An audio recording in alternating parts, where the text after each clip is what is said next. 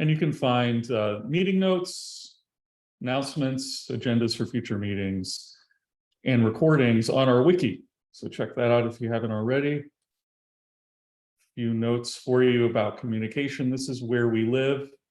I would say primarily on Slack, but we've got a growing presence on YouTube. We've got new recordings there, got likes happening, a lot of engagement. It's pretty exciting. So check that out. Twitter, of course. Okay, so before we get any further into things, let's do some quick intros. We normally go from left to right, according to the host screen here. So that would mean starting with Julien, if you don't mind. We're looking for a name, what brings you to the meeting, and your organization or company, if you don't mind. Julien Ledem. I'm going to today. I put some slides on the agenda to talk about the column lineage discussion that is ongoing on adding a column lineage endpoint to Marquez, and I'm the lead for the OpenLineage project, and also chief architect at Astronomer. Thank you. Minkyu. Hi, my name is Minkyu, and I am a software developer at Astronomer and also a contributor to Marquez. And yeah, happy to join and see you. And Nikhil, thanks, Minkyu. Hey, I'm a software engineer at Moody's. We are trying to implement Marquez, looking at options, how it fits our use case. Nice to meet you all. Thanks. Howard? Hello, Howard Yu. I'm a staff product manager in Astronomer, working closely with OpenLineage team and Marquez team. Thank you. Mike? Hey, yeah, Mike, I'm a staff engineer at Astronomer. I'm a committer to Marquez and OpenLineage committer and TSC member. And Harel? Thanks, Mike. Hi, I'm Harel. I'm an engineering manager in Astronomer, working with a few of the folks here on these projects. And I have one commit in Marquez, which is a Docker Compose commit from, I think, 3 years ago. I don't know. That's it. Great. Thanks. Willy? Yeah. Hello, everyone. I'm Willy. I'm a software engineer at Astronomer. I'm the co-creator of Marquez, and today I'll be talking about some of the optimization around facet work, the optimization around OpenLineage facets, and a bit of update on the runs API removal and deprecation. Thanks. And Ryan? Hey, I'm Ryan. I'm on the customer reliability engineering team at Astronomer. And since we now support OpenLineage and Marquez, I'm trying to learn as much as I can. That's great. Thank you so much, everyone, for joining us today. Okay. All right. Just a quick overview of today's agenda. We're going to have some announcements from Willy. I'm going to tell you about our recent release 25.0. Julien is going to tell us about a column level lineage proposal that he recently contributed to the project. And then we're going to hear from Willy. And I kind of want to ask Mike if we're going to hear anything from him today, or if that's a future agenda item. Sorry, what do you want to hear from me? Are we going to get your agenda item today? I just thought I'd ask. Or is that going to be for next month? Which agenda item is that? The lineage optimization of the get lineage function 2068. Oh, yes. I mean, yeah, I mean, happy to share a little bit about that. There's not a lot to it. That'd be awesome. Sorry to put you on the spot. I know we talked about it. It's been a while. Right. And yes. Then, and then we'll hear from Willy about a number of recent developments, and then we'll have our open discussion segment when anyone can share contributions they plan, questions they have for project leads. So moving right along, Marquez stickers are still available. Willy, are there any other announcements? One is that you're not sharing your screen. That's the biggest announcement so far. Sorry about that. There we go.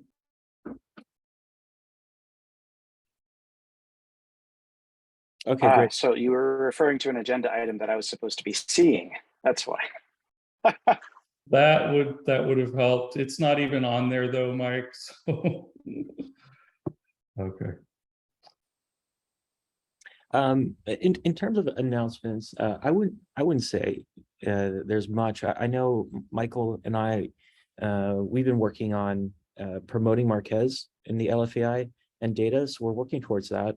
Right now, we're still an incubating project, but we want to be a top level project. So that's a big goal that we want to achieve this year.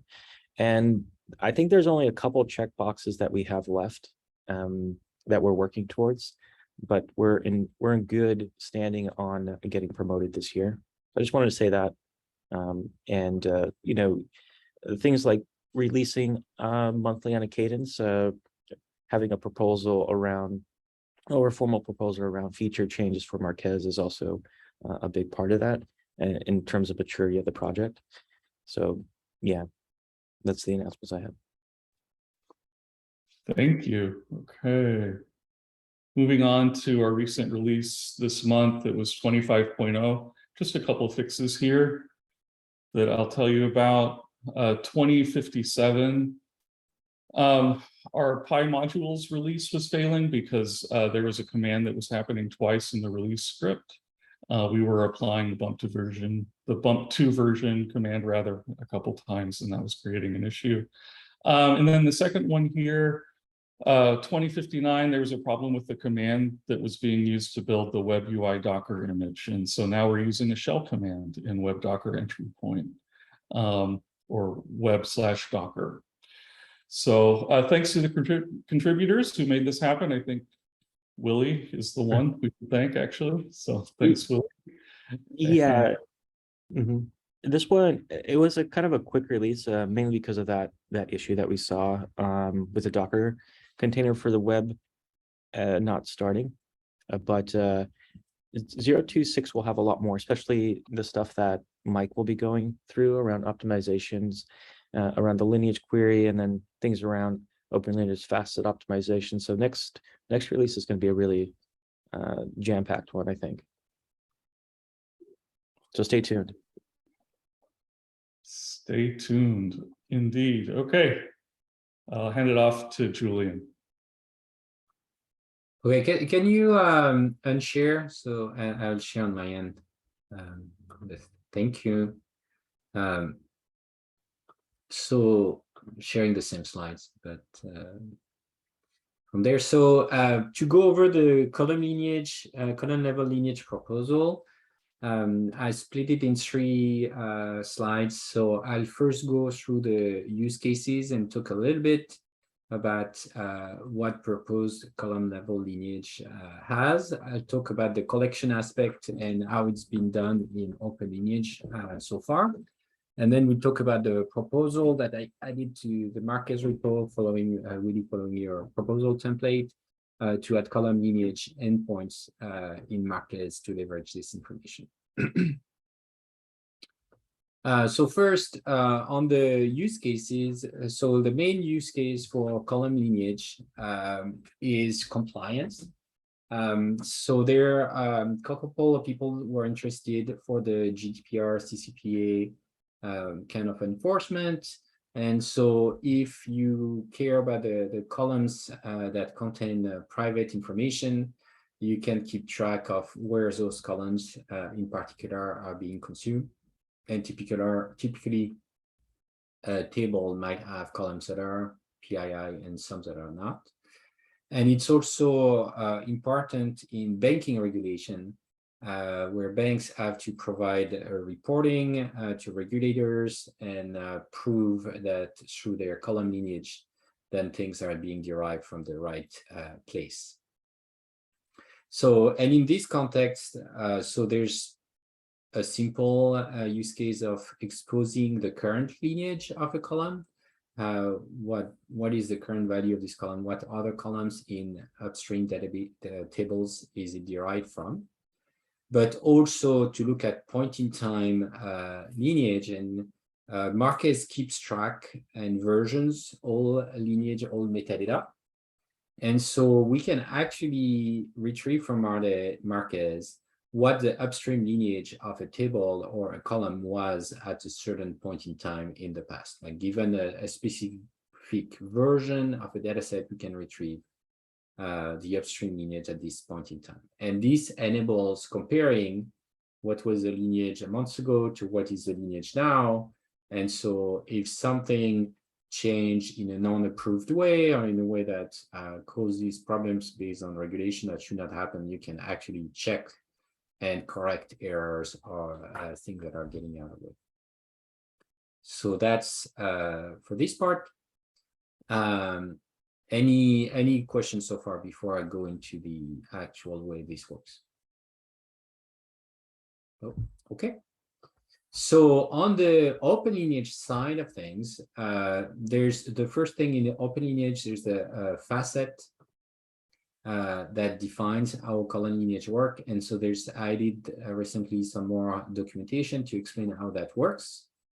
So if you assume you have an output data set on your job that will have a schema, so that the existing schema facet that describe what are the columns in your output table, you can add a column lineage facet where for each of the column in the output, you're going to define which columns from the input tables, where you refer to the table here with namespace and name, and the name of that columns it is derived from.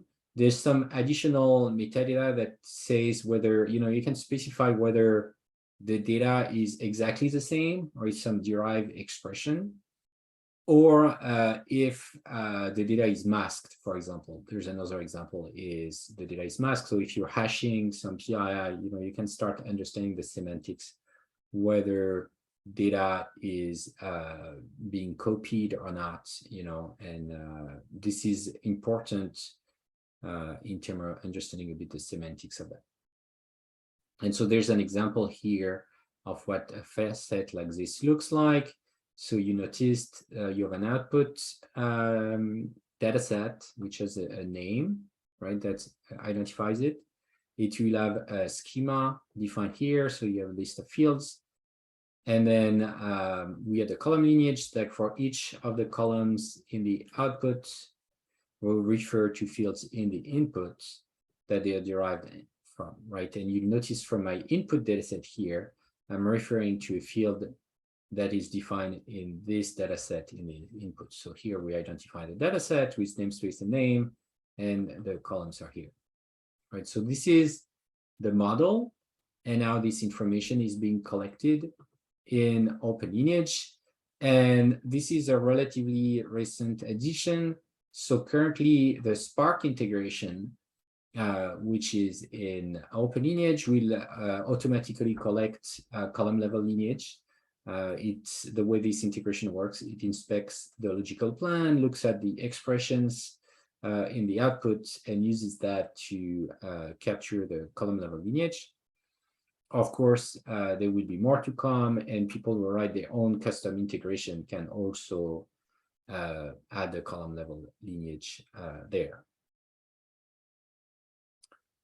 And so that's it for the how this is collected. Any more questions?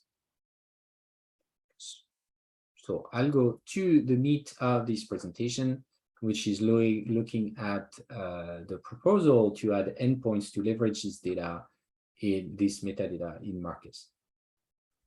So there's a current proposal on adding a few endpoints, and the gist of this is adding the column lineage in the existing lineage endpoint, add a column lineage specific endpoint that's kind of like you give a column and it tells you all the columns that it's derived from.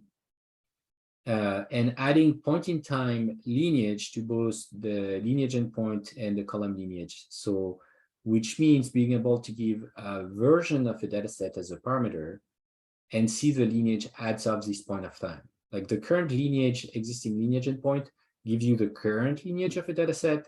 And the proposal is to also add something that will let you see the lineage as it was as of a specific version of a dataset. So if you haven't seen the current lineage endpoint, this is what it looks like. You have a get slash lineage endpoint, and you pass it a node ID, which is either a dataset or a job. So basically the identifier for a dataset or a job.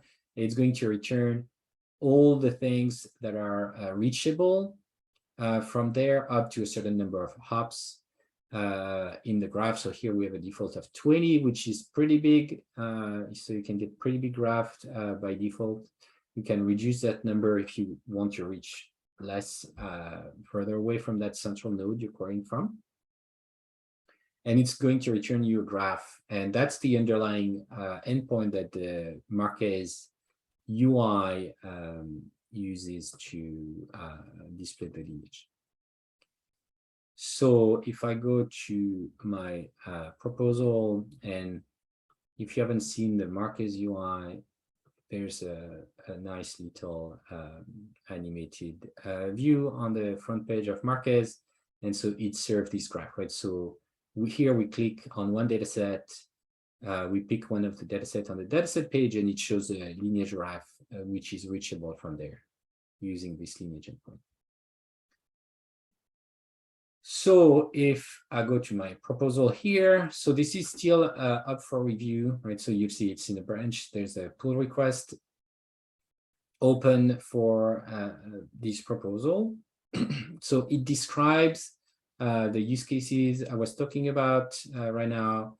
Find the current upstream dependencies of a column. See the column level lineage in the current lineage API as well. And retrieve point-in-time upstream lineage for a dataset or a column. So it points to the existing elements we have as I was describing above. And if you're curious, actually, I was putting an example of output of what the lineage payload looks like. So that's a real output of the lineage payload. You have this graph array that lists all the nodes and the edges that connects these data sets. So this data set has inputs, jobs are, this job is actually writing to this data set, and this other job is consuming from it here. So this is like the general format of that lineage endpoint.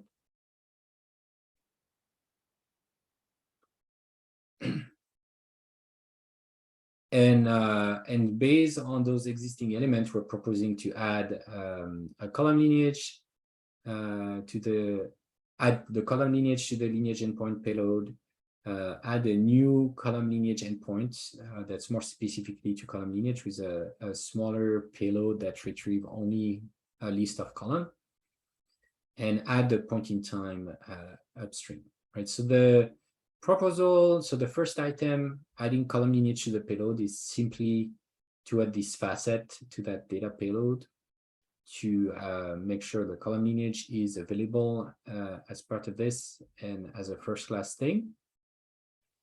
The column lineage endpoint is a proposal for a new endpoint that will use the same node to start from as a regular dataset lineage, and add on top of that a column which must be part of this dataset.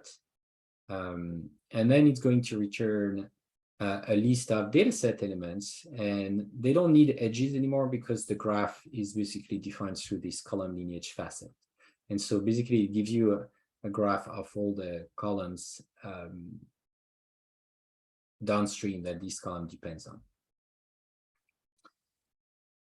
So this is relatively simple. The most complicated endpoint that is proposed here is to expose the point-in-time upstream lineage.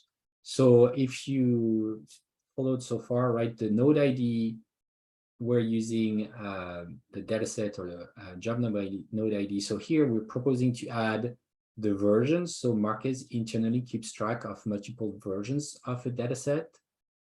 And if we go back to the API reference, when you're going to datasets, there's an API endpoint here, which is lets you retrieve all the versions for a dataset, right? And a version is identified by UUID. Yeah, we don't have an example. Do we have an example here? Yeah, so we'd have multiple versions, and they have a UUID here that identifies each version in the Marquez database. So we would be able to retrieve the lineage as of this version. So it would be similar output of the other, the existing lineage endpoint, but it would take into account a specific version instead of the latest. And same thing on the column lineage, right? We're proposing the same thing. And so one key difference in the payload, it would also specify what was the version of that data set at this point in time, which would let you, for example, if we go back to the Marquez API reference, you can get a specific dataset version here. I mean, you can start like using those references in other API endpoints. And that's it. And I think the next step will be to expunge a little bit on what the actual implement will look like. And so at this stage, we are validating the proposed API and use cases on adding that. And in particular, there's some banks that are interested in who are adopting Marquez to use this to help with being compliant with the regulations. And that's the main driver for this feature. Any more questions? Hey, Nicolia, it's really good to see that we'll get point-in-time lineage endpoint. I think that is something I was looking for in Marquez. So along with the data set point in time, is it also possible to add the job point in time? The reason behind this is today the job could have like 4 inputs to it, and tomorrow I change the job, it has 10 inputs. So it would help if I can go, a 2-day-old job and see what changed. So I think that would be helpful for us as well. Yeah, so slight, like the answer is almost yes. So the slight difference is it would be at the run level, right? So internally, Marquez does capture the lineage for every run. So it does, if I go back to the API reference here, when you look at the version of it, maybe the examples, right, here you go. So when you go look at the version of a dataset, it tells you created by run, right? Mm-hmm. And so a run, here you'll have the ID of a run. And if you look at the run of a job, you can actually, you can list a run, and the run will tell you what is it going to be in the example, what versions of the job it's running. So this is for. So Julien, yeah, if you go back to the version endpoint for datasets, mm-hmm. and you click on the run that created it, you'll see there's more run metadata. Oh yeah, here it is. Yeah, there you go. Oh, here you go. Right. So if you look at the version of a data set, you know what run created it. And for this run, you know what was the job version for that run. So here you have the job version, right? And I think on a run, you can also, so this is the current model, right? The data set version points to the run that created it. The run points to the job version you ran for, because if the code of the job has not changed, right, it's going to be the same version, but you can have multiple run. And this run also points to the version of dataset you tried in the input, right? So if you want to see the lineage pointing tab from a job, you have to pick one of the runs, right? And look at the lineage from that run. And that run will point to a specific version of the job, right? So this is what the graph looks like. And I think it might be on actually the Marquez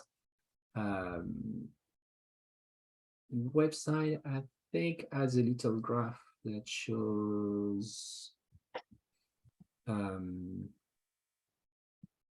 you know which? of this? Yeah. So I think that I wrote a blog post that described exactly this, what you're walking through here, Julien. It's on the OpenLineage and it has, Mhm. and it has the commands and the APIs used to kind of basically walk this run level lineage just by calling these different endpoints. So basically, to answer your question, Nikhil, so this information is somewhat retrievable currently through the API by going through those multiple endpoints. And what we're proposing here is kind of have a lineage endpoint that retrieves the graph for you, right? And exposing that because it's in the database, right? It is everything is there. Yeah. So the way we are passing with the current proposal, the way we are passing along with dataset, the version of the dataset, in lineage endpoint, we can also pass the job name. So if we can pass the run ID, the run of the job, the unique run, and then build graph from that, that I would say that would be my next proposal. Yes. So yeah, this is the right blog. I will say that about generating or maybe that's not the right blog. Maybe it's a different one. Anyways, so generating the lineage from the various job versions is something that we don't do currently, specifically because of the performance of the lineage query. So one of the changes we made last year was to only calculate the lineage of a job based on the current job version, just because it substantially decreased the amount of time for that lineage query. It was something like, for some installations, we have some large installations, and there was one that went from 30 seconds for that lineage query to execute to like well under a second to like a half a second. So, adding the ability to having a single endpoint to query lineage for a single job version, it is entirely possible. It's just a substantial amount of work to make it, fast. Got it. Thank you. Yep. And so on that's it for me. And I'm going to return the screen to Michael. Thank you so much, Julien. And Mike, again, apologies for putting you on the spot today, but if you're ready and willing, we'd love to hear from you. Sorry, I was on mute. Yeah, sure. Give me half a second to. And this is just the lineage, the change that I made to the lineage query just recently, right? Is that all we're doing? Yeah, anything you can offer on that? 2068 in particular.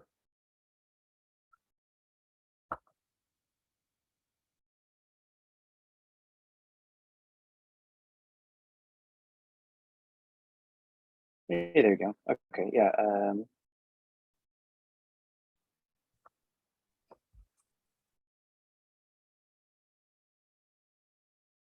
Okay, can you guys see my screen? Cool. Yeah. Awesome. Yeah, so coincidentally, this is actually specifically the lineage query we were just talking about. So just as kind of an intro, basically this query it uses temp tables to calculate the inputs and the outputs of every job. And you can kind of see, so the original query was here. Yeah. So if you notice, I'll just zoom in a bit. So this is easier to read. yeah, if you notice here, we do an inner join or a left join on the job versions table. And we specifically ask for the current version of the job. So this just makes it so that way when we're comparing the inputs and the output data sets, we're not having to compare every single version of a job that exists, right? So if you have thousands of jobs in the database, those jobs may change often, right, based on the GitHub URL, right, or something along those lines. And most people don't care about seeing what the lineage was for the job, a year ago. They mostly just want to look at the lineage for the job as it exists today. So that's why we have this join here on the current version of UUID.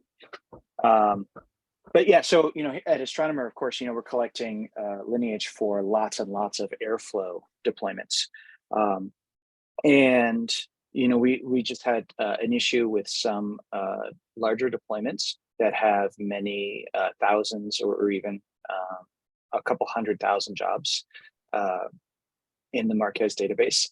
And over time, we were just noticing that some of those installations, the lineage query was minutes, was getting to where it was several minutes to return. And one of the things that we know already about most Airflow deployments is that the most common Airflow operators out there are like the Python operator, the Bash operator, and then the Kubernetes pod operator. And none of those three have inputs or outputs because, right, like the Python operator is just raw code. So you could be reading from anything, pandas or SQL databases, or just a file on disk. And then, of course, Bash, right? Like you could be just executing any random command. So you have no idea what's coming in or out.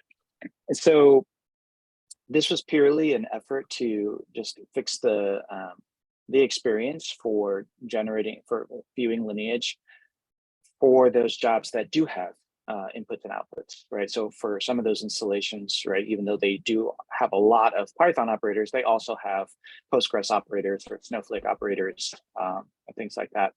And so we want to be able to show lineage for those jobs.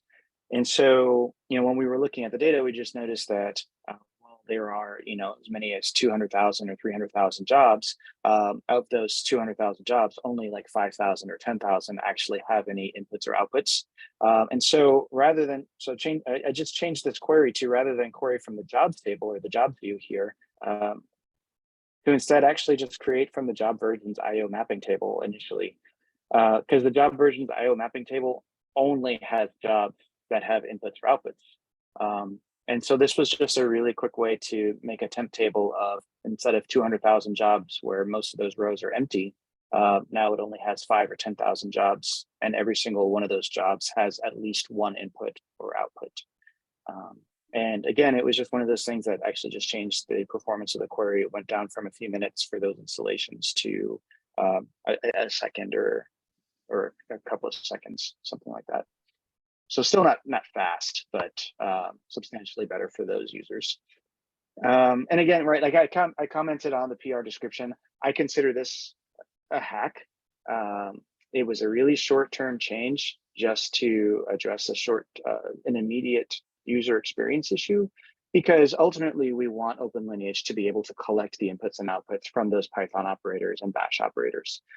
So over time, as OpenLineage coverage gets better, we are going to start seeing this lineage query get slower again, but that'll be a good thing. That just means that we're collecting more data, and then we just have to go back and revisit the query again.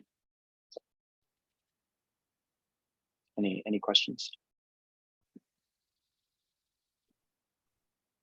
There's going to be a very similar query for the point in time, like more complex query for the point in time lineage, right? Yeah. So as I mentioned, right, like for point in time lineage, it's a substantial amount of work to do it and to make it fast. I don't think that we'll be able to just query the jobs table and the datasets table the way we do here, because it will not be fast.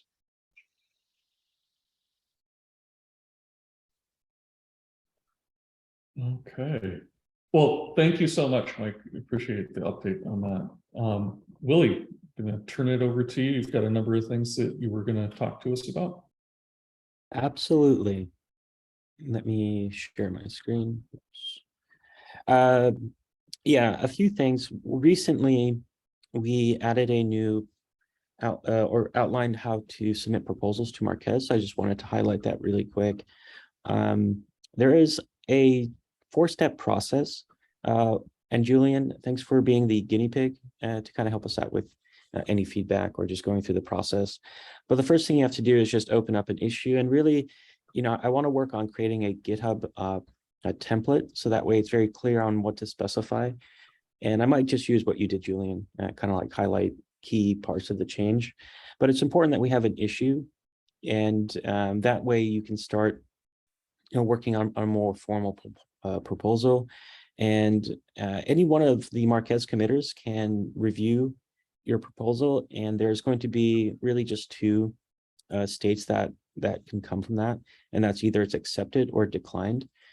And that's really why it's helpful to also open up a new issue, because if there is a clear, like, hey, this doesn't make sense for the project, or it's not a change that we want to make in Marquez, we can kind of capture that sooner. But I don't, really, if you're proposing a change and it makes sense for the project, we'll be happy to work with you and move forward to get it accepted and start working on it. So once it gets accepted, and I'll use your proposal, Julien, as a example. So once your proposal gets accepted, and we want to add the issues to the backlog. So we want to be able to kind of add it to our backlog to make it visible to the community that this is something that we're going to prioritize, and then pin it to a milestone, which is step 4. But I wanted to highlight really quick the template that we do have. And I actually so Ryan, who's on the call, has helped me out a little bit here and pointing out the different sections. So initially, you're going to have the proposal title, information about yourself, when it was created, and also the issue that you linked out to, or that you opened for a more formal proposal. You want to give an overview, and this is not meant to describe the proposal in detail. It's really a short summary, give some background. Why is this a problem, Marquez, and why should we solve it? And then the proposal section is really kind of talking about the change that you want to make, the very specific change. So here you can add diagrams, anything that's helpful to really capture the work. And once you have the general idea, then the implementation, really this really talks about model changes to the database, API changes. Is your change backwards compatible, forward compatible, things like that. And the next step is optional. Here, if you have subsequent issues that you've opened up, you could add them here, but not necessary. You might just want feedback, and then someone else take it from there. Like in your proposal, Julien, there's no real next steps. The next step is, does anyone want to pick up some of the work that's outlined in your proposal? So this one's just a optional step. And there's a certain format. So where you put the proposal, how you name it, it should contain the issue number. So it should be prefixed with the issue number, and there's a shortened name of your proposal. And there's a format there. And then once it actually gets merged, the pull request is merged and everyone reaches a consensus, then we add it to a milestone. So let me just open that up, which I need to clean up here actually, but we will create a milestone and then attach it to that. And if I go back, let me go back here. So the milestones should be these tabs here, and I need to do some grooming, but the backlog, this is our backlog, and it will be added to our roadmap and eventually to a milestone. So we want to make sure that we know when we are expecting this feature to go out and by what release. And so yeah, once it gets accepted, you just follow our contributing guide on Marquez, and you can start working on the change that's being proposed. So there's some section here on how to open up a pull request. So you can check out our contributing guide after that. Okay, speaking of proposals, there's one that I had that I want to go over quickly. And this one is really to optimize how we access facets in OpenLineage. So the background here is that the events that we collect under the Lineage Endpoint, we store them in a Lineage events table, and all the runs, runs have different states, and they're pretty much append only. So as runs happen, the state change. So from start to complete, we have a run ID that we can query on the table and get all the events for that run. And the reason that we do that is that facets can be added at different times of the run. So you might have an input and also the input schema for when a run starts, but you might have the output data set and the output facet when a run completes.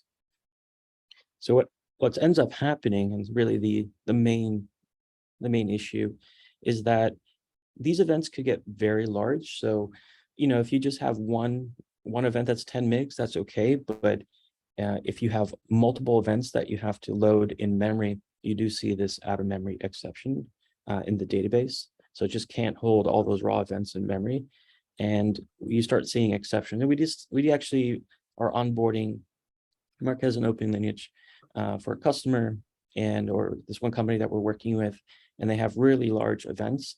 And this is where we saw the issue come about. So the proposal is, why do we always have to query the Lineage events table? And that actually happens every single time. So it's not like we're caching or materializing any of these facets. We have to access the raw OpenLineage event to pull out the facet schema or the run facets, or for a job, pull out any of the facets that the job has. So what we kind of ended on was creating these separate tables that would allow us to store facets in a way that are easier to query, and you don't have to go through a very large event to just get a small fraction of the metadata that you want to display in the UI, or just return back in the Marquez REST API. So the one table that we do have is dataset version facets, and that's tied to a version. And you'll see that this is a pattern for the rest of the tables. So you'll have the name of the facet. So for column level lineage, this could be a column level facet. And then you actually have the facet value itself, and that's how we store it. And then we tie it to the dataset version. And if we look at the job version facets, the same way, we tie the facet name and the value to the job version, and then similarly for the run itself. So implementation wise, that's something that we're working on and will be part of the next release, which is 0.26. So I just wanted to outline the change that we're making there. And one quick thing, what I wanted to show. So any questions so far? Is it possible to search on any of these facets from the search box? Like, as we are getting dataset versions, can I search by dataset version and then click on it and jump into the lineage along with all the facet details for that? Yeah, so that's a good question. You wouldn't. So yeah, the search API that we have now is really simple. It just kind of searches for data sets and job names, but it doesn't go beyond, indexing the facet information or even at the version level. The current flow in the UI is that you're able to search. You click on the data set, and the graph node ID is generated, and then the UI makes that query for you, but it doesn't go beyond that. So a particular version or looking at the facets themselves, we don't have that. And mainly because we just use we do a text comparison on the back end. It's really simple in that case. But if you want more of a search engine, which will allow us to do more sophisticated indexing and search queries, then yeah, that would make sense. But at the moment we don't. That would be an interesting proposal. because I think you have some good ideas, especially around the run level graph that we talked about earlier. But I think that'd be a good proposal, because not much has been developed on the search side. It's mainly just to do text search on data set and job names. Okay. But we could go beyond that. Yeah, I think we could, so if you look at the database schema, you could, contribute more query by some other parameters. Like we don't have that many features on the REST endpoint at the moment. Yeah, I do link out the data model in, yeah. So if you want to take a look at it in more detail, this is how the relationships are. But I do link it out in the proposal. Okay. Okay, so while this is happening, so I ran a Docker up, seed, and build a command locally. But what I wanted to show really quick is that the seed command no longer uses the Marquez run API or even the calls that are made through the Marquez client. So we completely switched over to using OpenLineage events. So if you have OpenLineage events that you have saved somewhere or you just want to test out, you'll be able to use the seed command by passing in. So here you can see, let's zoom in a little bit. You can do a seed command. You can provide the URL. So if you have Marquez deployed somewhere, here it's just locally through the Docker container. But if you have it Marquez deployed, you'll be able to point at the host and then specify a metadata parameter, and that JSON file here will contain all the OpenLineage events. And as an example, I wanted to, for us, it's under Docker. Okay, yeah. So if you want to see what those events look like, you can look at this file. It's just an array of JSON OpenLineage events, and you have a start, and you also have a subsequent end or complete. I'm sorry. So you can see here the complete event doesn't contain a lot of information, just what's required, and that's the run ID. So like I mentioned before, in the lineage events table, we used a run ID as a way to link together all the different metadata that was sent by a given run for a given job. And that pairing exists throughout. So start with input and output facets and so forth. Some have outputs, some have inputs. So if you're interested in looking at that file, and what I want to briefly show is really quick here. So once you load that file, you have the events, and we're just looping over and sending those run events to the Marquez backend. And my computer is firing up. Okay, cool. So it completed. So what does that look like? Those events that you pass in will show up in Marquez under the food delivery example that we do have. And if you click on one of these events, so this is all now being served using the OpenLineage spec, no longer going through the runs API. And I think, yeah, so you were asking, so the question was around, can you query for facets? Not quite, but if you know the job or the data set, you're able to then see the scheme of facets. So we do display the facets themselves. And also the run that created it. And then same thing for jobs here. I don't think I have any in the seed. I don't have any run level facets that would display. I think that's true. Okay. So most of it is just the schema facet. Cool.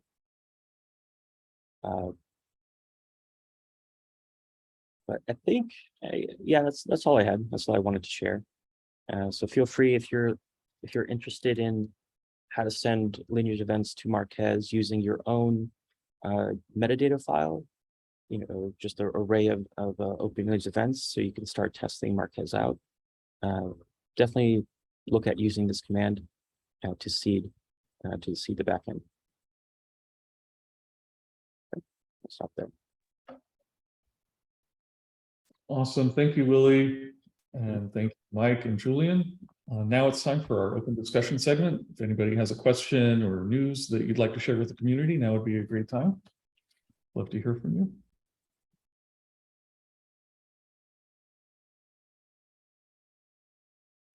Okay, thanks everybody. It's great to see you. Thank you for coming.